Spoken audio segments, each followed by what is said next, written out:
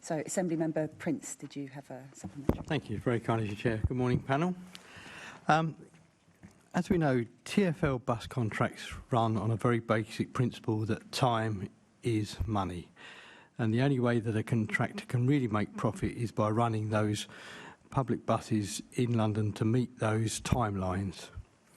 The metrics over which a bus driver has little control on a shared transport path, so the bus driver is being expected to deliver all this timeliness, but he's not being involved in any discussion over to what the problems could be on the route. Do you think that TfL's sole measure of contract performance is safe? And have they explained why? Can I start with you, Paul, please? Okay, thank you. Yeah, I mean, the bus operators get paid effectively in two ways, as I'm sure you know, but just to reiterate, firstly, we get paid for running the mileage, so to speak. So when we tender for a route, we do so at a price.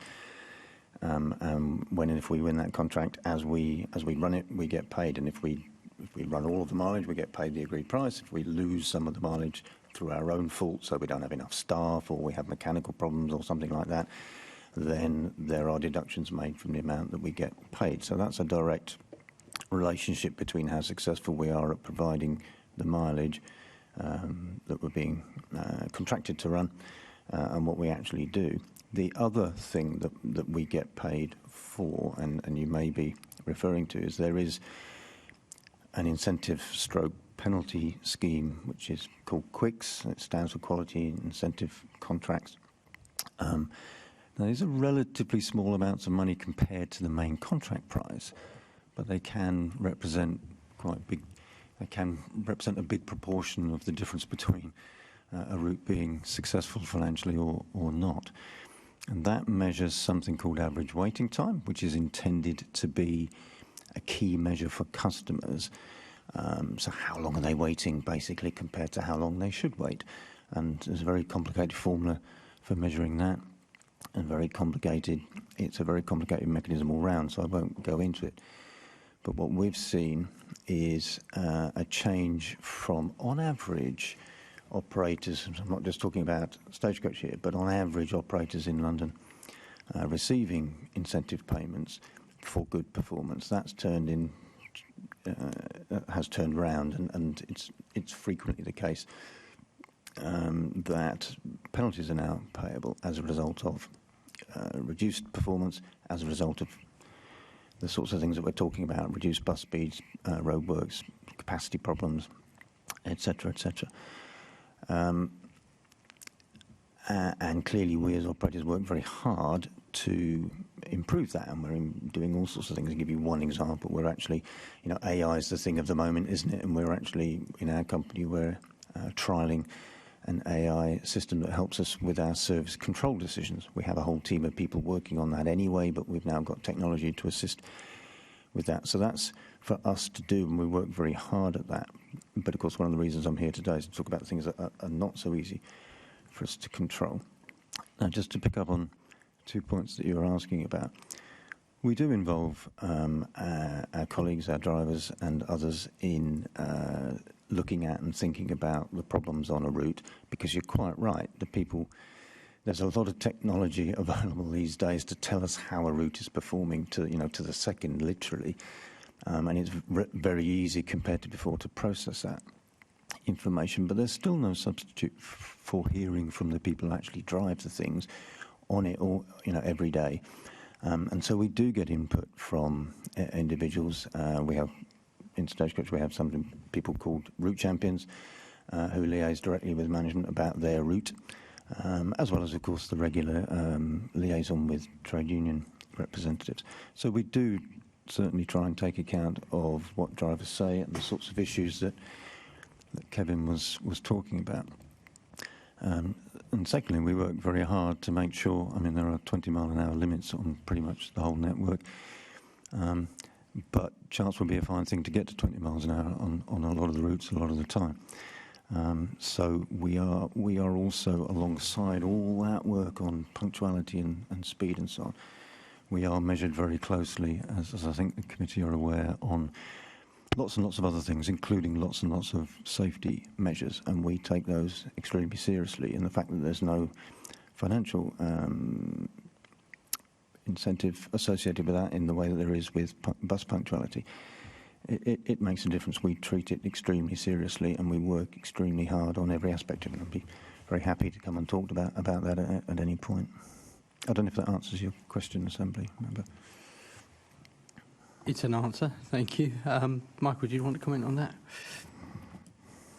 Don't have any particular insight into bus contracts between operators and TfL, but I was heartened to hear Paul's answer to the extent that it suggested that there are other things on which operators are assessed in managing their contracts. If it was purely on the things that you mentioned, I would be asking questions about, well, and to what extent does, for example, the safety record of an operator count in the oversight of the contract? To what extent are things like broader satisfaction from bus users on particular routes taken into account? I say that last point because amongst all of the public transport modes either run by or licensed by TfL, and I'm talking about the public transport modes, buses are the ones that generate the highest rate of complaints per 100,000 kilometres. So you would want to see some sort of connection between TfL seeking to manage that down and the regime that it operates with the operators. The other thing I would observe, and this is just a general point, is that contracts with incentives are, in principle, worth having, as long as they are related to things that the person on the other side of that contract can manage. And I think that kind of opens a question for me, because I think in the debate about what's going on with bus speeds, average bus speeds in the capital, there are likely to be a lot of factors which aren't necessarily directly in the control of the operators. So, there's a risk that the incentive is being pointed at only one part of the equation, which is all about delivering reliable bus journeys. One of the union people want us to comment on that, please. Yeah, sure. So I think if you're asking if TfL's sole measure is safe, we would say absolutely not, and we would say it's getting worse. So we surveyed over 2,000 of our members in the last month on fatigue and the impacts of fatigue, and I'm happy to read some of the results out to you. So how often do your schedules have not enough running time to finish your trip on time? 65% of people said frequently. Have you ever been forced to do overtime or finish late due to insufficient running times? 53% of people said multiple times a week. And in the last 12 months, had you ever a close call due to fatigue? 48% of bus drivers said they had, and that's up from 36% when they were surveyed by the Loughborough report on TfL in 2019. So things are more unsafe. And therefore the metrics in which TfL are using, I would say, are failing Londoners and drivers who are Londoners. Okay. So, yeah, the drivers don't have a lot of say in what happens. We're the people that have to work with what we're given. The problem with that being, which we have schedules that just are not achievable. You've got some schedules that are still based on roads that were 30 mile an hour, which are now 20 mile an hour. You've had a number of places where there's been lots of new buildings, flats, houses and so forth. So loadings have totally changed. At this moment in time, as I say, there's no regard for the driver. We talk about headway. Now, in theory, once one bus is 20 minutes late, all the buses are 20 minutes late. They don't ask to be 20 minutes late. It's something that's happened on the road. And it's not like they say to you, do you mind helping us? Can you do this trip? They just ignore you and let you run. And it's a big problem out there, We always say what is reasonable. And the problem is we've gone from a period of time when bus drivers might finish 10, 15 minutes late to now regularly finish anything from 30 minutes to an hour late, simply because of the conditions out there at this moment in time. And we wonder why the figures, as we've just shown, have gone up as they have. You know, we all know what it's like when you're sitting in traffic all day long. You know, so I start my duty, I'm sitting in it. By the time I'm finishing my duty, 9, 10 hours later, nothing's changed. I've just been sitting in traffic all day. Point.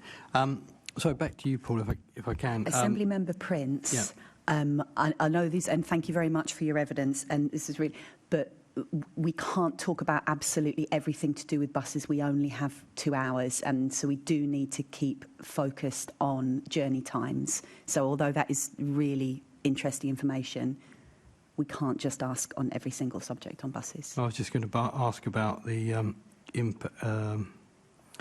incentives and the stress that these bus journey times put on drivers. No, I think those are safety questions, Keith. I know these are really important, but those are related to the safety regime. We know. Sorry, they're related to the safety regime. We know what you're talking about. So if we can move on, obviously you have a question later on if there is time, but we do need to cover the subjects that we've got listed. Okay.